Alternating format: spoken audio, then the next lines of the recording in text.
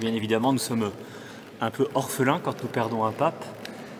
Maintenant, nous venons de fêter la mort et la résurrection du Christ, le Christ plus fort que la mort, le Christ venu des morts, et donc ça dit bien quelle est notre grande espérance. Nous savons que la mort n'a pas le dernier mot. Nous savons que le pape était âgé, qu'à 88 ans, et bien, il est légitime d'avoir aussi peut-être de pouvoir aspirer au repos éternel. Et donc, nous avons plein d'espérance pour le Saint-Père, que le Seigneur l'accueille dans sa miséricorde. Et donc, même si bien sûr nous sommes un peu tristes parce qu'orphelins, eh bien, nous ne sommes pas du tout abattus. Voilà.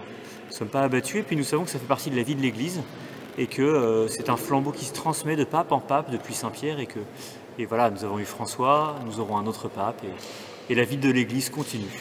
Effectivement, on a été invité par Monseigneur Dolman, l'évêque de Cambrai, et c'était un voyage, on va dire, pour les élus, vraiment très orienté sur les collectivités territoriales et le catholicisme. Donc, on a été une quarantaine d'élus à avoir répondu positivement à Monseigneur Dolman, ce qui nous a permis de faire un voyage d'une semaine et où on a pu rencontrer quand même pas mal de monde, on va dire tous les ministres du pape, même celui des Affaires étrangères.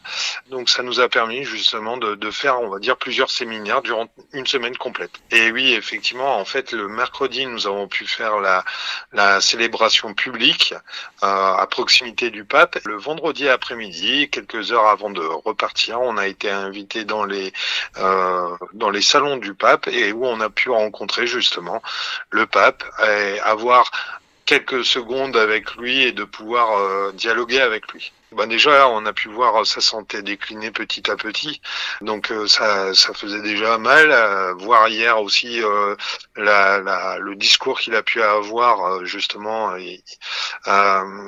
on sentait qu'effectivement, entre guillemets, la fin était proche. Et là, d'apprendre ça ce matin, c'est vrai que ça faisait mal, notamment lorsqu'on a pu le rencontrer et voir effectivement ce faciès d'une personne avenante, apaisée.